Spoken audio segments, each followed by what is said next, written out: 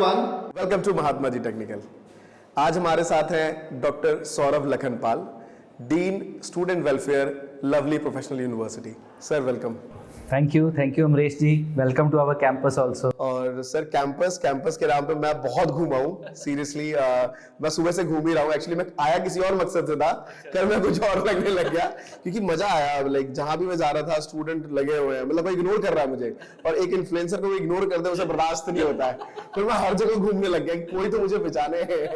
और लिटरली बच्चे बहुत प्यारे हैं, हर जगह मुझे मिले। और जो मैं देख रहा था बहुत सारी चीजें, तो मुझे लगा यार मुझे मिलना चाहिए जो मुझे गाइड कर पाए। और काफी लोगों ने मुझे आपको रेकमेंड किया कि आपसे मिलना चाहिए। Thank you, pleasure. सर सबसे पहले एक सवाल पूछूं सर? Y LPU? अच्छा इसको देखो, आम भाषा में तो मैं बोलता हूँ because we are lovely also and professional too. तो लवली प्रोफेशनल यूनिवर्सिटी में एल जो लवली है वो दिल को रिप्रेजेंट करता है, प्रोफेशनल जो है वो ब्रेन को रिप्रेजेंट करता है। तो दिल और दिमाग दोनों का अच्छा कॉम्बिनेशन है lovely professional university. But yes, lovely professional university हमें ऐसा लगता है कि बेस्ट है अपनी अपॉर्चुनिटीज़ की वजह से। यूनिवर्सिटीज़ का रिस्पॉन्सिबिलिटी है हमारे यूथ को स्किल इम्पार्ट करना, टीचिंग करना उनकी, और एक अच्छा प्रोफेशनल बनाना उनको जिस भी फील्ड में वो आए हैं। लेकिन लवली प्रोफेशनल यूनिवर्सिटी की खासियत ये है कि वो क्लासरूम को तो अच्छा पढ़ाते ही हैं, लेकिन बियॉन्ड क्लासरूम अपॉर्चुनिटीज़ बहुत सारी देते हैं। अगर कोई बच्चा स्टार्टअप्स में एक्सेल करना चाहता है, चलो जी स्टूडेंट एंटरप्रेन्योरशिप सेल ज्वाइन करो। अच्छा, कोई बच्चा अपनी ही पैशन, रिक्रिएशन, हॉबी को फॉलो करना चाहता है, अपनी स्टूडेंट ऑर्गेनाइजेशन क्रिएट करे और उसमें for the student by the student शुरू हो जाए। इवेंट मैनेजमेंट है, सोशल मीडियाज़ हैं, कल्चरल है, और तो और स्पोर्ट्स है। यूनिवर्सिटी में हम 60 स्पोर्ट्स को सपोर्ट कर रहे हैं इस समय, और नीरज चोपड़ा जैसे स्टूडेंट्स हैं। मैं वहाँ पे गया था, मैंने देखा सारी चीज़ें। तो ये इस तरह की अपॉर्चुनिटीज़ जो हैं वो लवली प्रोफेशनल यूनिवर्सिटी में पार एक्सीलेंस है। और इन अपॉर्चुनिटीज़ को ग्रैब करने के लिए ना स्टूडेंट्स का माइंडसेट भी बहुत अच्छा है। बहुत अच्छे स्टूडेंट्स आते हैं हमारे पास, और जब साउथ ऑफ इंडिया से और डाइवर्स हो जाते हैं, नॉर्थ ईस्ट से आते हैं डिफरेंट फ्लेवर्स के साथ, और आके एक प्लेटफॉर्म पे बैठते हैं। वो डाइवर्सिटी हम भी बहुत एंजॉय करते हैं और वो भी बहुत लर्न करते हैं। अच्छा, हमारे पास 40+ कंट्रीज से स्टूडेंट्स हैं। अब जब उनका फुटफॉल होता है तो सबको एक्साइटमेंट होती है उनसे बात करने की, उनका कल्चर जानने की। कुछ लोग तो ऐसी भी सेटिंग कर लेते हैं कि भाई हमें घुमाने वहाँ बुला लेना अगले समर ब्रेक में या विंटर ब्रेक में। तो इस तरह की अपॉर्चुनिटीज़ और डाइवर्सिटी, ये LPU की खासियत है। Very nice sir. जब मैं जा रहा था तो मैं अभी इनोवेशन लैब की तरफ गया, वहाँ बहुत अलग अलग चीजें देखी जो बच्चों ने खुद बनाई हुई है, वहाँ पे मुझे बताया गया। सो मैं जानना चाहता हूँ कि बच्चे LPG के ऊपर बुलेट्स बना रहे हैं, मतलब उनका थॉट प्रोसेस कहाँ जा रहा है। तो मैं आऊँगा सर उस पर आप नजर रखें क्योंकि स्टूडेंट्स को आप करीब से जानते हैं। तो ऐसा है कि बड़ा इंटरेस्टिंग बात शुरू करी आपने। आज से 10-12 साल पहले की बात है। कुछ ऐसे ग्रुप ऑफ स्टूडेंट्स मेरे पास आए मिलके, कहते सर ऑटो एक्सपो दिल्ली में हो रहा है और हमने सुना है कि वो वर्ल्ड की 5th लार्जेस्ट एक्सपो है, हमें वहाँ पे जाने का मौका दिया जाए, नहीं हमारी अटेंडेंस कंपनसेट कर दी जाए, हम वहाँ जाके देखना चाहते हैं ऑटो एक्सपो। और मैं फिल्मी स्टाइल में मैंने बोला क्या फ़ायदा जाने का किसी और का काम देखने का, जाना है तो अपना काम वहाँ लेके जाओ। अच्छा, वो मेरे को नहीं पता था, मेरा इतना था छोटा सा डायलॉग बच्चों को वाकई इंस्पायर कर देगा। और आप बिलीव नहीं करेंगे कि हमारे बच्चों ने इसको सीरियसली लिया, मेरे इस फ्रेज को, और उन्होंने 27 के करीब कंसेप्ट व्हीकल तैयार कर दिए 1 साल के अंदर। और 2014 के ऑटो एक्सपो में हमने वो 27 कॉन्सेप्ट व्हीकल जो हैं वो ऑटो एक्सपो में लॉन्च किए थे, जिसमें फोल्डिंग कार थी, बड़े अलग अलग से कॉन्सेप्ट थे। फोल्डिंग कार थी ताकि पार्किंग की स्पेस बच जाए। अच्छा, सोलर कार्स आ रही थी पर फैमिली कार नहीं थी, उन्होंने 5 सीटर सोलर कार बनाई। फिर आपने जैसे LPG बाइक बोला, बाइक को LPG पे कर दिया, ड्राइवरलेस कार बना दी। तो ऐसे इतने नोबल कॉन्सेप्ट्स उन्होंने वहाँ से स्टार्ट किए। तो तब हमने छोटे से एरिया में स्टार्ट किया था, 5000 स्क्वायर फीट एरिया में। लेकिन बच्चों ने जब अच्छा काम करना शुरू किया, फिर उनकी जो दूसरी उड़ान थी वो थी कि हमने नासा में पार्टिसिपेट करना है जी। तो नासा के लिए फिर वहाँ पे कंपटीशन था, मार्स पे जाने वाली गाड़ी बना रहे थे वो। मार्स रोवर बोलते हैं उसको। तो उसके कंपटीशन के लिए फिर हमने मार्स रोवर तैयार करना शुरू किया, और फिर हमारे बच्चे उस रोवर को लेके US गए, कंपटीशन में पार्टिसिपेट किया। ऑल ओवर वर्ल्ड में हमारा रैंक 35-36 आया, पर वहाँ पे हमने स्टेम एक्टिविटीज़ में कैटेगरी अवार्ड जीता। तो इस तरह से वहाँ पे फिर डेवलपमेंट स्टार्ट हो गई एंड बस इस तरह से जर्नी स्टार्ट हुई थी 5000 से, और आज आप देख ही आए हो इनोवेशन स्टूडियो को। It's a 50,000 square feet area, automobile से लेके फाइन आर्ट्स तक और पेंट बूथ से लेके लेथ मशीन्स तक, इंटरनेट ऑफ थिंग्स से लेके आर्टिफिशियल इंटेलिजेंसी तक, प्रोटोटाइपिंग लैब से लेके और इलेक्ट्रिक फर्नेस तक, वहाँ पे अब सब कुछ बच्चा जो है वो इंटरडिसिप्लिनरी कर रहा है। अपने फील्ड से निकल के आते हैं, कोई मैकेनिकल वाला, कोई इलेक्ट्रॉनिक वाला, कोई कंप्यूटर साइंस वाला, कोई आर्किटेक्चर एंड डिज़ाइन वाला, और फिर ट्रांस डिसिप्लिनरी इनोवेशंस वहाँ करते हैं, प्रोजेक्ट बनाते हैं, हमें भी अच्छा लगता है। नहीं सर, स्टूडेंट्स तो ये चीज़ें मैं देख रहा था, काफ़ी स्टूडेंट इन्वॉल्व थे इन चीज़ों में, मतलब हमें भी इग्नोर कर रहे थे। तो गलत किया उन्होंने। तो नहीं, बहुत अच्छा लग रहा था मुझे, मैं तो बस दूर से देख रहा था, मैंने डिस्टर्ब ना हो बच्चे। ओके, सो सर मैं साथ में मैक लैब में भी गया वहाँ पे, और वहाँ बच्चे लाइक वो भी बड़ा इंटरेस्टिंग कॉन्सेप्ट है। ऐसे ही हमारे स्टूडेंट्स, जब मैंने आपको बोला कि डिज़ाइनिंग कर रहे थे कार्स की, तो इनोवेशन स्टूडियो की बात आई। ऐसे ही मोबाइल ऐप डेवलप करने की बात चल रही थी यूनिवर्सिटी में। तो जब मोबाइल ऐप बनने की बात शुरू हुई, तो मैंने बोला देखो हमें अच्छा लगता है जब हमारे स्टूडेंट सिर्फ डेवलप नहीं करें, उसके बाद उसको प्रेजेंट भी करें, और जहाँ जाके वो प्रेजेंट करें वो अप्रिशिएट भी हो। तो बच्चे भी ना फिर डिमांड देते हैं, सर उसके लिए तो मैक लैब चाहिए। तो इस तरह से फिर we come up with the concept of Mac lab. अब आपने देखा होगा हमारे पास मैक के साथ ऑलमोस्ट 40 मैक्स के साथ 3 लैब्स अवेलेबल है कैंपस में। एक लाइब्रेरी में है, एक हमारे मीडिया स्टूडियो में भी है, और इसी तरह एक ग्राफिक डिजाइनिंग की लैब है। तो डिफरेंट तरह के काम हो रहे हैं वहाँ पे। स्टूडेंट्स साथ में देख रहा था सर, बच्चे लाइब्रेरी में लाइक काफ़ी बुक्स, लाइक ऑलमोस्ट मुझे बताया गया कि 2 लाख से ज़्यादा बुक्स हैं वहाँ पे। तो वो भी एक पीस ऑफ लगा, बच्चे वहाँ आराम से पढ़ रहे हैं सारी चीज़ें, लाइब्रेरी का एनवायरनमेंट। हाँ, इंटरेस्टिंग कॉन्सेप्ट है। हमारी यूनिवर्सिटी की लाइब्रेरी 10 स्टोरीड है जी। और चलो सब्जेक्ट की लाइब्रेरी में बुक्स होना तो एक जाहिर सी बात है, पर आप बिलीव करें वहाँ पे कुछ रेयर बुक्स हैं, पुरानी मैन्यूस्क्रिप्ट जो पत्ते पे लिखी हुई हैं। तो इस तरह से रेयर बुक की कलेक्शंस हैं, मैन्यूस्क्रिप्ट्स हैं। इतना ही नहीं, अभी बांग्लादेश का 50th एनिवर्सरी था, गोल्डन जुबली सेलिब्रेशन था, उनकी इंडिपेंडेंस था। तो उन्होंने बांग्लादेश ने वहाँ पे अपना एक लाइब्रेरी में कॉर्नर एस्टैब्लिश किया है, जहाँ पे बांग्लादेश रिलेटेड सारा लिटरेचर मिलता है, that how they grow, how they develop, how they got the freedom. तो हमने इस तरह के नॉवल कॉन्सेप्ट भी हमारी लाइब्रेरी में रखे हुए हैं, और students really had a good facility of library at LPU. Very nice. अभी मुझे एक बहुत चीज स्ट्रेंज लगी, आजकल का यूथ एग्रीकल्चर पे बहुत फोकस्ड है। मैं आपको सीरियसली बताऊं, मेरे दिमाग में नहीं था, क्योंकि मैं जब कंप्यूटर साइंस से निकला, बहुत बच्चे कंप्यूटर साइंस के मुझे मिले। इनोवेशन लैब से जैसे ही मैं आगे गया तो एग्रीकल्चर का इनोवेशन था कंप्लीट वहाँ पे। मैंने कहा रोकिए भैया, थोड़ी गाड़ी मुझे देखने दीजिए, बच्चे वहाँ पे उसके बारे में जानना चाहता हूँ सर। और मुझे एक बहुत इंटरेस्टिंग बात पता चली, बच्चे जब वहाँ मास्टर्स कर रहे होते हैं तो वहाँ पे उनको एक फार्म वगैरह भी दिया जाता है उस पर रिसर्च के लिए। मैं डिटेल में जानना चाहूँगा सर उसके बारे में। तो अमरीश जी, बिलीव मी, हमारे यूनिवर्सिटी में एग्रीकल्चर प्रोग्राम जो है अंडर ग्रेजुएट या पोस्ट ग्रेजुएशन, वो काफ़ी लाइक्ड हैं, और उनके लिए काफ़ी चॉइसेस हैं स्टूडेंट्स की ऑल ओवर इंडिया से। बच्चे सिर्फ अपने पंजाब के एग्रीकल्चर के लिए नहीं है, नॉर्थ इंडिया की बेल्ट तो स्ट्रॉन्ग है ही है एग्रीकल्चर प्रैक्टिसेस में। हमारे पास बहुत सारे साउथ के बच्चे भी हैं, और हम इंडिया की कुछ ही यूनिवर्सिटीज़ में हैं जिन्होंने 300-400 एकड़ की लैंड अपने एग्रीकल्चर के स्टूडेंट्स को दी हुई है फॉर देयर क्रॉप्स। तो वहाँ पे हमारे पास पॉली हाउसेज हैं, ग्रीन हाउसेज हैं। वहाँ पे वो क्या करते हैं, अपनी एक्सपेरिमेंटल क्रॉप्स को पहले उगाते हैं और उनको जेनेटिकली इंजीनियर भी करते हैं, क्रॉप्स की यील्ड को अच्छा बनाते हैं, और वहाँ नर्सरी के तौर पे बनाते हैं। और फिर हमने पूरा का पूरा, जो आप बोल रहे हो, एक फार्म लैंड में उनके स्पेसिस काटे हुए हैं, तो वो वहाँ से अपनी नर्सरी से अपने सैपलिंग्स लेके और वहाँ जाके ग्रो करते हैं। बड़ी इंटरेस्टिंग बात है, अभी कोविड के दौरान जब 2-2.5 साल के लिए इंडियन एजुकेशनल इंस्टीट्यूशन सारे ही बंद थे, हमारे एग्रीकल्चर के स्टूडेंट्स फिर भी आ रहे थे।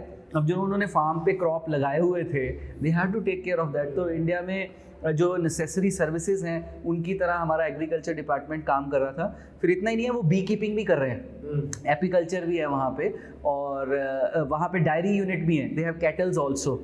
अच्छा, ऐसा नहीं है, उनको मॉडर्न प्रैक्टिसेस में भी कन्वर्ट किया है। वहाँ वर्मी कंपोस्टिंग, बायोगैस प्लांट जो वहाँ से काउ डंग से निकलता है, तो उसको भी वो एनर्जी में कन्वर्ट कर रहे हैं। तो और मैं देखता हूँ कि जब ऑर्चिड्स की बात आती है, तो जैसे एमएससी के स्टूडेंट्स हैं, उसमें स्पेशलाइज्ड हैं, तो वो उस तरह की क्रॉप्स ही उगा रहे हैं। रिसेंटली अभी मैंने देखा था कि बहुत सारे चेरी टोमेटोज और उनकी वर्टिकल फार्मिंग कर रहे हुए थे, क्योंकि मैं भी गेस्ट को, अपने इंटरनेशनल गेस्ट वगैरह हमारे आते हैं तो वहाँ जाने का मौका मिलता है, तो I see vertical farming going on, cherry tomatoes, इस तरह की क्रॉप है जिस पे स्टूडेंट्स काम करते हैं। तो ऐसा नहीं है कि यूनिवर्सिटी की रिस्पॉन्सिबिलिटी में हमने उनको फार्म लैंड्स दिया है, पर वो उसका ऑप्टिमम यूज़ भी कर रहे हैं। Very nice sir. अभी मैं जब आपके कैबिन की तरफ आगे बढ़ रहा था तो मैंने देखा स्टूडेंट बहुत वाइब्रेंट हैं, बहुत एंटरटेनमेंट चल रहा है, कुछ फेस्टिवल्स वगैरह हो रहे हैं आसपास। तो स्टूडेंट विंग के लिए सर आप ऑलरेडी, जब आप सब कुछ देख ही रहे हैं, मैं उस पर जानना चाहता हूँ कि एलपीयू के स्टूडेंट्स को ऐसा क्या मिल रहा है जो इतने ज़्यादा वो वाइब्रेंट फील कर रहे हैं? हाँ, वेरी नाइस। देखो ऐसा है कि मेरे को ऐसा लगता है कि स्टूडेंट्स का ना एक पर्सपेक्टिव, पढ़ाई की वजह से शायद हम वो स्टूडेंट बोलते हैं ना, तो सिर्फ वही चेहरा नहीं है, उनका एक और चेहरा है जिसको मैं बियॉन्ड क्लासरूम चेहरा बोलता हूँ। तो क्लासरूम के बाहर उनकी जो लाइफ है वो ना बड़ी ग्लोबल सी हो गई है। पहले इंडिया जो है वो बहुत ग्लोबल कंट्री नहीं था, अब तो इंडिया मतलब कनेक्टेड है हर तरह से। इंडिया क्यों, बहुत सारे कंट्रीज ही अब आपस में कनेक्टिव हैं। तो इस ग्लोबलाइजेशन के आने के बाद क्या हुआ, जो यूथ है उसकी एक्सपेक्टेशंस बढ़ गई। किस तरह की बढ़ी कि मुझे मीडिया का एक्सपोजर भी होना चाहिए, मुझे इंटरनेशनल फेस्टिवल्स भी मिलने चाहिए, मेरा अपना टैलेंट शोकेस करने के लिए भी प्लेटफॉर्म मिलना चाहिए, मेरी अपनी हॉबी है, एक इंटरेस्टिंग सी हॉबी है एस्ट्रोनॉमी, स्काई वॉचिंग में मज़ा आता है उन्हें, स्टार गेजिंग में मज़ा आता है, तो यूनिवर्सिटी के पास उसके भी प्लेटफॉर्म होने चाहिए। तो स्टूडेंट वेलफेयर में जिसको मैं हेड करता हूँ, हमने ये अपॉर्चुनिटीज़ बच्चों के साथ हर सेमेस्टर में, हर साल के एंड पे उनसे फीडबैक लेके, सर्वे लेके, अपनी स्टूडेंट बॉडी को साथ लेके और फिर स्टूडेंट वेलफेयर विंग के स्ट्रैटेजिक प्लान बनाए हैं। तो ऐसा नहीं है कि हमारे ट्रेडिशनल यूनिवर्सिटीज़ को ही हमने सिर्फ बेंचमार्क किया, स्टूडेंट्स की से बहुत ज़्यादा है हमारे साथ। तो जैसा जैसा वो करते रहे, अब एक साल में कितने कॉन्सर्ट्स होने हैं वो भी स्टूडेंट वोट आउट करते हैं। तो जिसको सबसे ज़्यादा आर्टिस्ट को मिलता है, अभी आज ही की बात है, आज आशीष कौर आ रही हैं कैंपस में, तो अब मैं कैसे चूज़ करूं कि मुझे अमित त्रिवेदी को बुलाना है या आशीष कौर को बुलाना है, ये student vote for that. And then I university के तौर पे उस तरह की अपॉर्चुनिटीज़ हम जनरेट करते हैं कि हो भी जाए। और आज मैग्नीट्यूड इवेंट है, उसकी ओपनिंग सेरेमनी है, तो ये ओपन इंट्रा यूनिवर्सिटी कंपटीशन है। अब बच्चे इसमें 26 कॉम्पिटिशन्स में अपनी प्रतिभाएं दिखाएंगे। आज ही मेरे पास एनसीसी का कैंप भी चल रहा है, उसमें उनको ड्रिल, फायरिंग, मैप रीडिंग, इस तरह की चीज़ें सिखाई जा रही हैं। एक अलग स्टूडेंट ऑर्गेनाइजेशन है, उन्होंने आज फूड कार्निवल लगाया हुआ है और उसी के साथ में उन्होंने ये थोड़े एडवेंचर वाले जो झूले होते हैं वो भी साथ लगाए हुए हैं। This is the other thing going on. और इसके अलावा हमारे यूनिवर्सिटी में केंद्रीय विद्यालय संगठन है, उनका नेशनल स्पोर्ट्स चैंपियनशिप चल रहा है 5 गेम्स में, handball, volleyball, basketball, boxing, kabaddi. तो कैंपस की वाइब्रेंसी देखो, एक एक दिन में 6-6, 7-7 बड़े इवेंट हो रहे हैं और they all are manage by students. हम तो चलो उनके लिए गाइडिंग फोर्स हो सकते हैं, विजनाइज कर सकते हैं, but they are the custodian of all these events. तो उनको लर्न करते हुए, ग्रो करते हुए, उनकी चॉइसेस पे उनको ही एंजॉय करते हुए देख के जो हमें खुशी मिलती है ना, वही जब हम रेसिप्रोकेट करते हैं तो मेरे को लगता है कि कैंपस की वाइब्रेंसी जो है वो फिर बढ़ने लगती है। Very nice sir. सो जब आपने इतनी बातें कही तो एक क्वेश्चन आता है मेरे माइंड में कि एलपीयू में 35,000 से ज़्यादा बच्चे पढ़ रहे हैं और इतना बड़ा कैंपस है, तो एक बहुत मेजर क्वेश्चन आ सकता है पेरेंट्स का, इनफैक्ट मेरा भी, कि सर प्लेसमेंट का क्या है? ये जो आप एलपीयू में बोल रहे हो ना, इतने स्टूडेंट्स हैं, 30,000, 35,000, मेरे को हमेशा ऐसा लगता है कि एक एजुकेशनल इंस्टीट्यूशन में इतना अच्छा काउंट होने का रीज़न ही प्लेसमेंट्स है। मतलब हालांकि चलो मैंने अपॉर्चुनिटीज़ और क्लासरूम को ड्यू क्रेडिट दिया, पर फिर भी जब तक उसकी आउटपुट प्लेसमेंट के फॉर्म में नहीं है, तब तक पेरेंट्स कहाँ फील सेटिस्फाई करते हैं या स्टूडेंट्स कहाँ सेटिस्फाइड फील करते हैं। तो हमारे यहाँ पे प्लेसमेंट्स का सिनेरियो बहुत अच्छा है। 2000 के ऊपर कंपनीज हर साल विजिट करती हैं, उनमें multinational companies, global companies, mass recruiter, हर तरह के, छोटे से लेके बड़े तक हर तरह की कंपनीज आती हैं। और अच्छा लगता है हमें भी सुन के, जब हमारे ही पढ़ाए हुए स्टूडेंट्स 3 करोड़ का पैकेज ले रहे हैं, 1 करोड़ का पैकेज ले रहे हैं, 64 लाख का पैकेज ले रहे हैं। और ये सारी जो प्लेसमेंट्स हैं ये कोऑर्डिनेट भी स्टूडेंट्स ही करते हैं। तो आके बात करते हैं कि सर अब हमने नया टारगेट लिया है कि ज़्यादातर प्लेसमेंट्स हम एवरेजली 40 लाख के आसपास ही कराएंगे, 50 लाख के आसपास ही कराएंगे। अब वो उनमें ये कॉन्फिडेंस कहाँ से आ पा रहा है? उनकी अपनी स्टडीज़ अपॉर्चुनिटीज़ के बाद जो उनकी पर्सनैलिटी डेवलप हो रही है, और यूनिवर्सिटी के प्लेटफॉर्म की वजह से जो प्लेसमेंट्स आ रही हैं, जो कंपनीज आ रही हैं और उनको जो ऑफर लेटर्स मिल रही हैं। अभी मैं आपसे शेयर करता हूँ, हमारे बच्चों ने गिनीज वर्ल्ड रिकॉर्ड बनाया इसी में। उन्होंने गिनीज वर्ल्ड रिकॉर्ड क्या बनाया कि they thank the university for giving them opportunities of placement. तो the target, the Guinness World Record is the largest number of students saying same sentence in the form of an online video album. तो वो बहुत अच्छा एक digital collection है, web पे available भी है। ऑल्दो वो गिनीज वर्ल्ड रिकॉर्ड तो ऑनलाइन वीडियो सेम सेंटेंस वाले एल्बम के लिए है, पर स्टूडेंट्स उसमें जो सेम सेंटेंस बोल रहे हैं वो प्लेसमेंट के लिए ही यूनिवर्सिटी को थैंक और रेसिप्रोकेट कर रहे हैं। तो इस तरह से स्टूडेंट्स से सुन के अच्छा लगता है, कंपनीज से मिलके अच्छा लगता है। इवन मैं आपसे शेयर करता हूँ, जो कंपनीज भी आती हैं प्लेसमेंट के लिए, we use to talk to them also. वो बोलते हैं कि आपके बच्चों की जो हमारे पास प्लेसमेंट्स हैं और अच्छी परफॉर्मेंस है और जो प्रोडक्टिविटी है और जो उनकी हार्डवर्किंग नेचर है, उसी की वजह से हम आपके पास दोबारा भी आते हैं, so that we get a very good students at Lovely professional University. So अभी जो मेरा प्रोफेशन है वो है स्किल टू मोनेटाइज। मैं ज़्यादातर उन चीज़ों पे काम करता हूँ सर। और तो अभी मैंने रिसेंटली एक चीज़ देखी यहाँ पे कि बच्चे यहाँ पे पढ़ने के साथ साथ अर्निंग भी करते हैं। तो सर मैं उस पर जानना चाहता हूँ, ये मैं बड़ा इंटरेस्टिंग क्वेश्चन था, मैंने कहा इसे बस लास्ट में पूछा जाए कि सर इस पर डिटेल में नजर डालें। जी नहीं, ऐसा है कि जैसे मैं बोलता हूँ कि हम भी ग्लोबल बेंचमार्किंग करते हैं, तो हमें ऐसा लगता है कि इंडिया का यूथ जो है वो बाहर जाके क्यों पढ़ना चाहता है, वो इसीलिए कि वहाँ थोड़े बहुत वो डॉलर्स कमा लेता है अपने लाइवलीहुड के लिए। तो कॉन्सेप्ट तो वहाँ से आया था कि कैसे ये बाहर जाना बच्चों का रोका जाए, खास करके पंजाब जैसे रीजन में। तो वो यही है कि अगर हम उनको थोड़ी अर्निंग अपॉर्चुनिटीज़ भी दें, तो हमने क्या किया कि डिफरेंट जो हमारे डिपार्टमेंट्स हैं, जो डिफरेंट एडमिनिस्ट्रेटिव सर्विसेज हैं, हमने उसमें आइडेंटिफाई किया कि किस तरह के स्टूडेंट्स जो हैं वो फाइनल ईयर के या नॉन फाइनल ईयर के अपना रोल कंट्रीब्यूट कर सकते हैं। तो हमें समझ ये आया कि किसी भी यूनिवर्सिटी में ना दो तरह की चीज़ें हैं, एक स्किल्ड प्रोफाइल्स हैं और एक नॉन स्किल्ड प्रोफाइल्स हैं। तो स्किल्ड प्रोफाइल कैसे होगी, जैसे फिजियोथेरेपिस्ट हो गया, अब वो तो स्किल्ड बंदा ही फिजियोथेरेपी कर सकता है ना। नॉन स्किल्ड प्रोफाइल कैसे हो गए, जैसे डाटा एंट्री ऑपरेटर हो गए, टेलीकॉलर्स हो गए। तो इस तरह की चीज़ों के बाद फिर हमने उसके ऊपर रिसर्च किया काफ़ी ज़्यादा, और फिर हमने थोड़ा पायलट किया कि क्या स्टूडेंट्स सही से जस्टिफाई भी कर पाते हैं। तो मेरे को बहुत तो सक्सेस मिली, जैसे लाइब्रेरी है। अब लाइब्रेरी 9 to 5 चलती है नहीं, लाइब्रेरी चलती है ओवरनाइट, रात तक। तो बच्चे जो 5 बजे अपनी क्लासेस से फ्री होके शाम को लाइब्रेरी में जाके असिस्टेंट लाइब्रेरियन के तौर पे काम करते हैं, और हम उनको पर आवर पे करते हैं INR में, इंडियन रुपीज़ में। वो एक बहुत अच्छा मॉडल बन गया। सिर्फ इतना ही क्यों, जैसे फॉर एग्जांपल अभी इनोवेशन स्टूडियो की आप बात कर रहे थे, ये भी 24 आवर काम करता है। अब वहाँ पे बच्चा कोई कार बना रहा है या LP में बाइक बना रहा है, अब वो ऐसा तो नहीं है कि 9 से 5 बनाएगा उसके बाद घर चला जाएगा। तो जनरली तो 9 to 5 वो क्लास लगा के 5 o'clock तो वहाँ पे आता है, और रात को 3-3, 4-4, 6-6 बजे तक काम करता है। अब उसको टूल कौन इशू करे, उसकी सिक्योरिटी कौन रखे। तो इस तरह के प्रोफाइल्स के लिए भी हमने उनके सीनियर स्टूडेंट्स को ही अर्न व्हाइल यू लर्न के प्रोजेक्ट पे जॉब्स दे दी। तो इस तरह मेरे पास काफ़ी सारी सक्सेस स्टोरीज हैं जो खास करके जॉब यहाँ करते हैं, और वो बाहर जाके तो मतलब what type of jobs they are taking, या किस तरह के वो खुद स्टार्टअप्स शुरू कर रहे हैं। बहुत सारी सक्सेस स्टोरीज हैं LPU में। Very nice sir. ओके, तो सर ये थी क्लास के बाहर की बातें सारी। अब मैं जानना चाहता हूँ कि क्लास के अंदर क्या इनोवेशंस रहता है, वो सारी चीज़ें डिटेल में।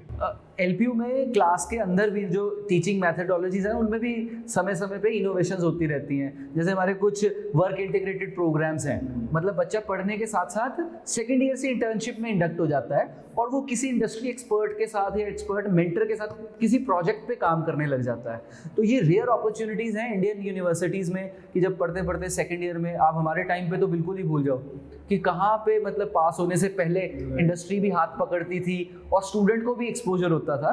तो बच्चा सेकेंड ईयर में ही हम उनको इंडस्ट्री मेंटर प्रोवाइड कर देते हैं, तो वो उस तरह से इंडस्ट्री रिलेटेड प्रोजेक्ट्स, जिसको हम बोलते हैं प्रोजेक्ट इंटीग्रेटेड डिग्री प्रोग्राम्स हैं, वो करते हैं। सिर्फ इतना ही नहीं, हम ना अप्रेंटिसशिप में बड़ा बिलीव करते हैं। जैसे यूनिवर्सिटी में एक यूनी होटल है, वो होटल मैनेजमेंट के बच्चे ही चला रहे हैं जी।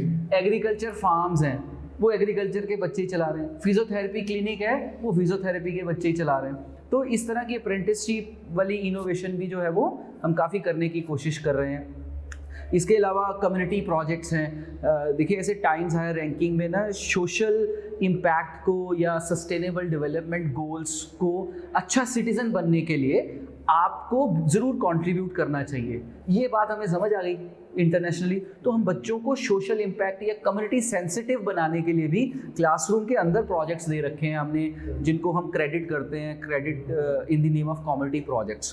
तो इस कम्युनिटी से लेके इंडस्ट्री तक, अप्रेंटिसशिप्स लेके इंटर्नशिप्स तक, तो काफ़ी तरह की इनोवेशन बच्चों को यहाँ पे क्लासरूम टीचिंग में भी अवेलेबल है। Perfect sir, perfect. तो thank you so much sir कि बहुत अच्छा लगा मुझे एलपी में आने के बाद, और सेम अगेन फिर मिलते हैं sir. Amrish ji, I am also very happy to meet you. और आप यूथ के लिए इंडिया में बहुत अच्छा काम कर रहे हैं। सोशल मीडिया की तरफ से आप उनको, या सोशल मीडिया को यूज़ करते हो, उनमें ट्रांसफॉर्मेशंस ला रहे हो, स्किल इम्पार्ट कर रहे हो। Keep this work good going on. और बहुत सारे यूथ के लाइफ्स को आपने टच किया। मैंने देखा जैसे आपका फैन फॉलोइंग था, या जिस तरह से लोग आपको पहचान रहे थे। चलो, you are modest to say anything, but ये अच्छा काम करते रहिए और हमारे इंडिया के यूथ को गाइड करते रहिए। Thank you so much sir, thank you so much. Thank you.